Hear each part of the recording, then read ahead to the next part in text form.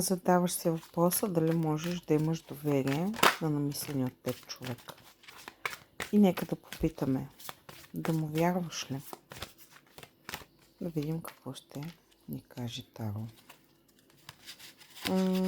Тук има минали лъжи, игри или недоизказани неща.